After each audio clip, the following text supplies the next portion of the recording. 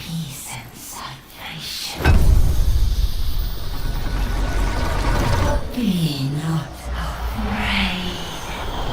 Your soul is numb. Imagine for a moment a warrior who is asked to kill endlessly, never stopping, going from town to town stinking of blood and guts, carrying a dirty and stained axe with you as you go. This warrior will draw hateful and bitter stares from the crowd and know that their only job here is to end another life in the name of justice. But it feels empty, hollow. Is this really justice? And then the warrior realizes, no, this isn't justice. It's salvation. Mankind is just a shell, a disgusting meat bag made up of sin, suffering, and pain. The lies they tell behind closed doors, the backs they stab for filthy greed, and the pleasures they take from the body and from substances. It's all a tasteless and meaningless game. A game of pretend that must end. And you, the warrior, will end it. This warrior will bring them salvation from their meaningless imprisonment of pain and stupidity. They're no longer the executioner. They're the savior. That depraved and haunting sociopath that I just described is the Hitokiri. Now, Hitokiri translates to manslayer, and you've probably heard the term before if you ever watched Rurouni Kenshin, as the main character Kenshin Himura was called a Hitokiri, or Batosai the Manslayer, Batosai being in reference to Kenshin's skill with the quick draw ability Bato Jutsu. Hitokiri was a real term given to certain warriors and samurai during the Bakumatsu era, and they were infamous for their ability to kill many people over a period of time. In other words, they were considered the mass murderers, but most of them were fighting on one side or the other. The Hitokiri were deadly efficient and ruthless in their methods, and they existed on both sides of the war. It wasn't so much a rank as much as it was just a title given to them based on how many lives they took. However, For Honor, the Hitokiri isn't so much a warrior for the people as they are an executioner. The lore states that all Hitokiri were just executioners whose job was to go from town to town to dish out capital punishment to criminals and villains.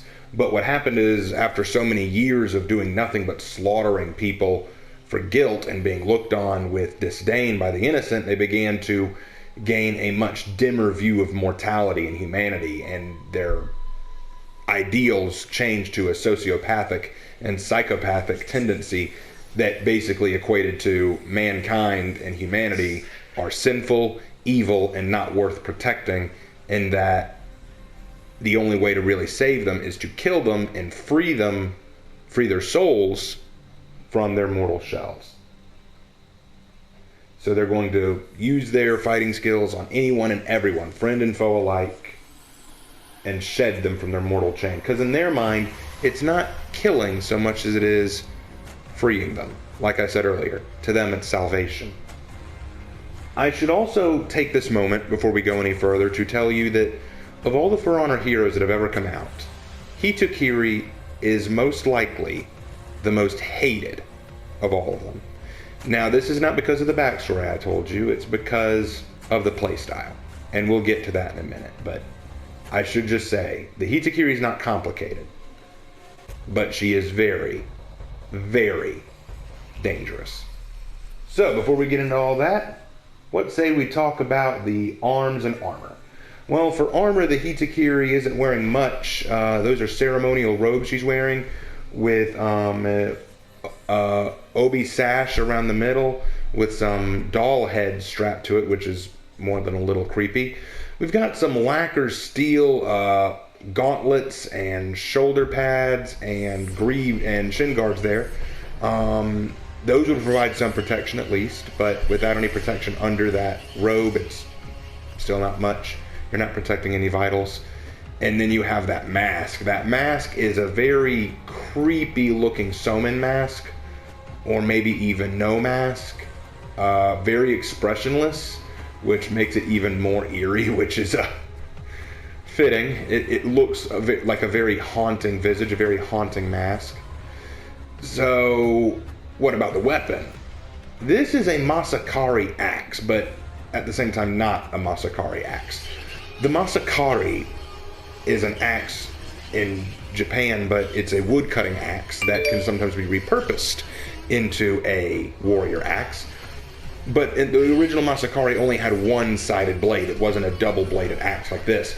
The developers wanted to create a different kind of axe because, well, they didn't want to make repeats of what they already had for the Vikings. So they wanted to update the axe a little bit, which I don't mind. This is great. I actually very much prefer this.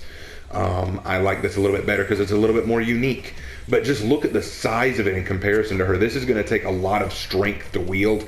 And I imagine, and as you'll see in the fighting, she uses a lot of centrifugal force to keep it going. She just lets the weight of that axe carry it forward, which is how you'd want to use this axe. It is monstrous. So before we get into fighting style, which I really want to get into, let's talk about my Hitokiri. This is what mine looks like. We've got more of a kitsune style feel to it with a fox mask. A lot more ornate and colorful robes here, which look very nice in my opinion. And then we have the axe with a sort of, I'm guessing, a Yamata no Orochi theme with multi-headed snakes. Looks very ornate, looks very pretty. Probably more pretty than what a Hitokiri would really need for her job. But otherwise, still pretty awesome. I really like the look. I think it looks scary enough. I think it looks intimidating enough. Very, very nice. So, now that we've talked about how the Hitokiri looks, and their history, and who they are, and what they were, let's take a look at how they fight. So, why is Hitokiri the most hated character? Well, it can be explained in two ways. One, she's probably one of the easiest heroes to use. She's not complex. In fact, she's scarily simple to use. Even a newbie can figure out how to use her effectively. And the second reason, because even though she's so simple, she is anything but easy to deal with. I'll explain. Firstly, let's start with her lights. Hitokiri's lights have a 2-hit combo, and they come out really fast, and the second one has hyper armor. Now, this hardly means anything that they come out in 2-hit combos, because I've met plenty of people who can spam them like crazy, so she's still a light spammer, but that's not why people hate Hitokiri. Next is her heavies. Hitokiri's heavies are infinite chain, which means she can throw them endlessly. As long as I have stamina to drain, I can continue to throw them. Now, I can always end this infinite chain by throwing in a sudden light.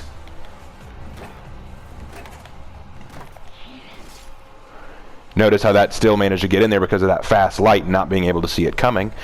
Or I can end it by charging a heavy. Yes, just like Shugoki, Hitokiri can charge her heavy into an unblockable. Now, she doesn't have to charge all the way into an unblockable. She can wait a minute to charge it up. And doing this helps her out a great deal. Because let's say that my brother manages to figure out that pattern I was going for and he decides to try to parry me. Well, if I wait a moment, I can make it harder to figure out when's the right time to parry. He figured it out that time, which is very helpful for him. But I can constantly switch up when I need to time myself, when I need to make it the right moment. And by doing this, it throws off my opponent. But there's more. Hitokiri also has a kicking ability. Hitokiri can do a kick after any heavy, which can be shot at the head, and if landing, it grants a free heavy. Hitokiri also has a leg sweep ability. After any heavy, if you hold down the guard break button, you can sweep your opponent off their feet. This doesn't grant a free heavy, but it does grant a free light. Also, if you haven't noticed by now, every single one of Hitokiri's attacks has hyper armor.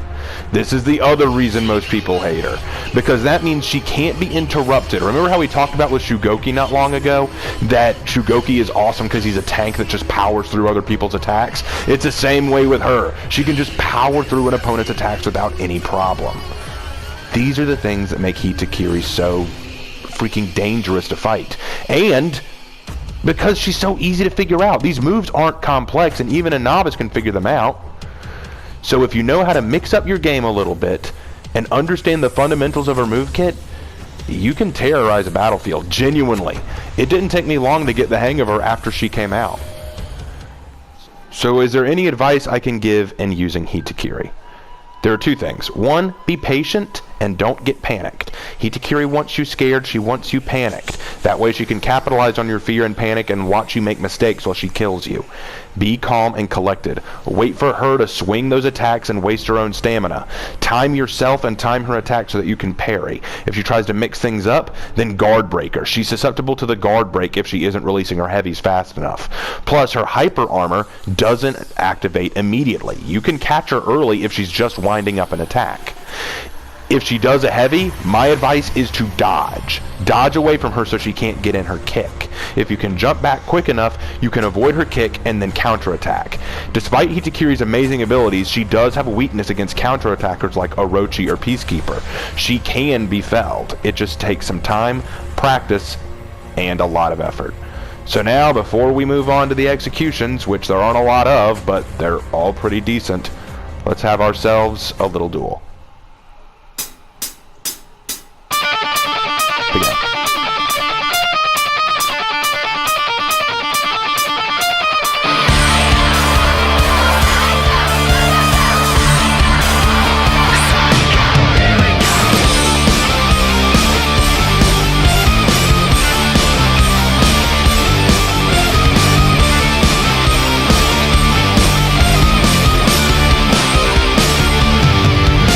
You push me till I break and the anger turns to rage. Why can't you just leave me alone? Got your finger on the trigger, you think that you're the winner, but you're gonna get kicked off of your throne. No!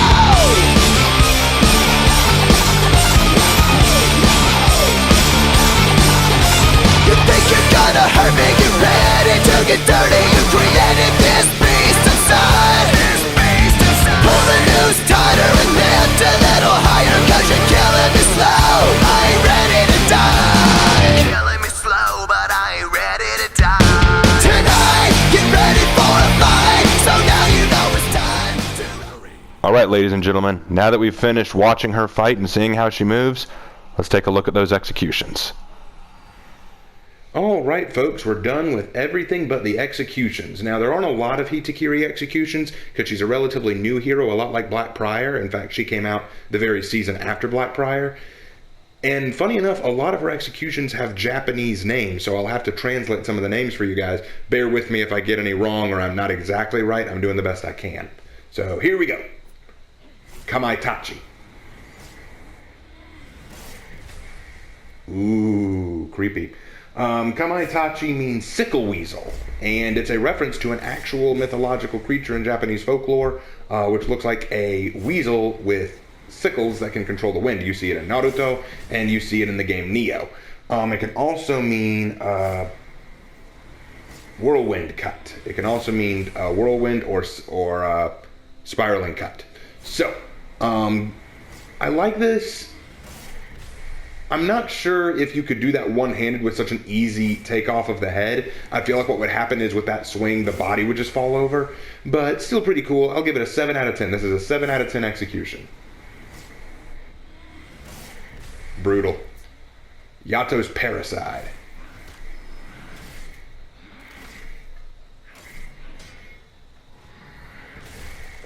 Oh, that's so horrible.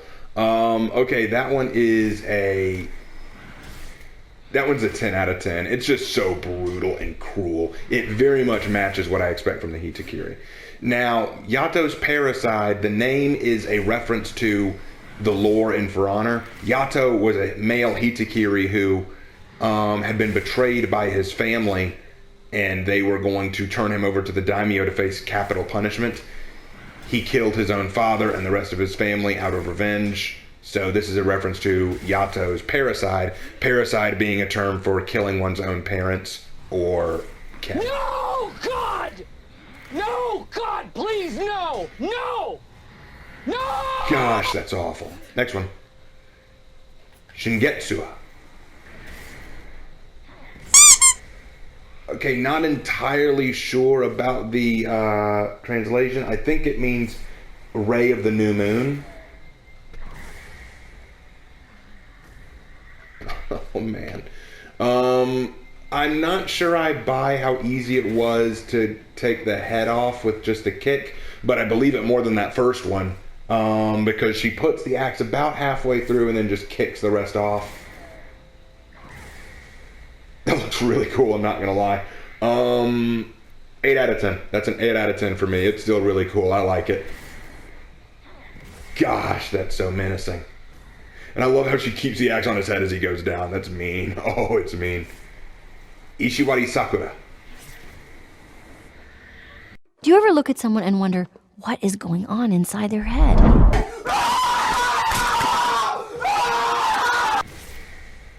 Okay, this I actually know a little bit something about.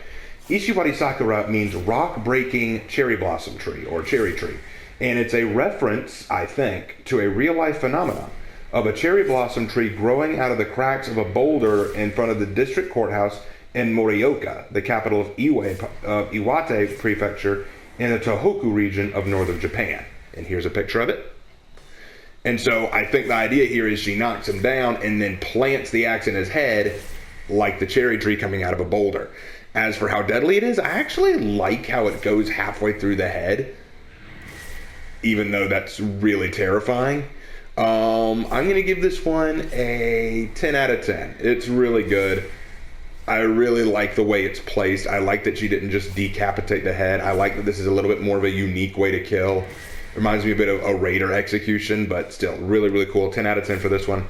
Ooh. You know, since Hitokiri's supposed to be an executioner, you want her to have really good ones. Hitobashira. Why are we still here? Just to suffer? Oh my god. Okay, Hitobashira means human pillar, and it's likely is meaning human sacrifice. Pillar being like the altar that you would sacrifice someone on. So plant down, walk in front as they're getting up, drop it. I like that she doesn't slam it, she just drops it. Now, did the head come off? Let's take a look at it from this angle, see if we can tell.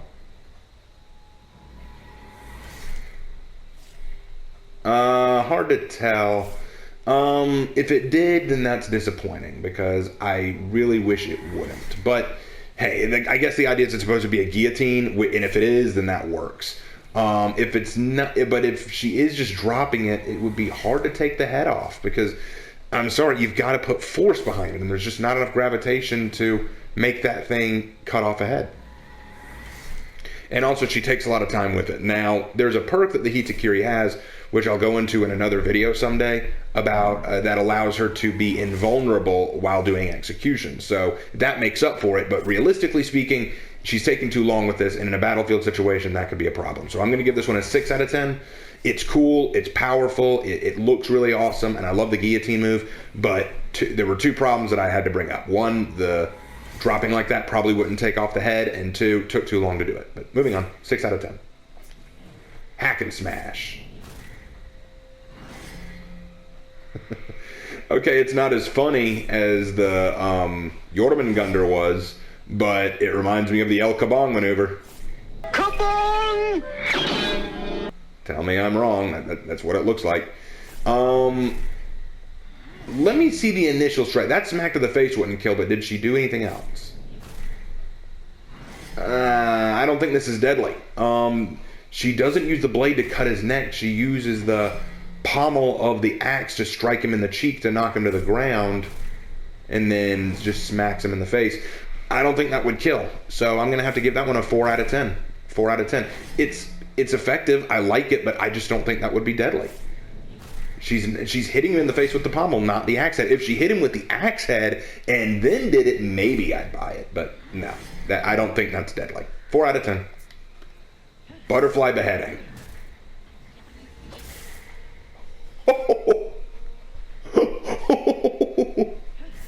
What? The body doesn't even move. Look, the body stays completely still. Look at this. Just doesn't move.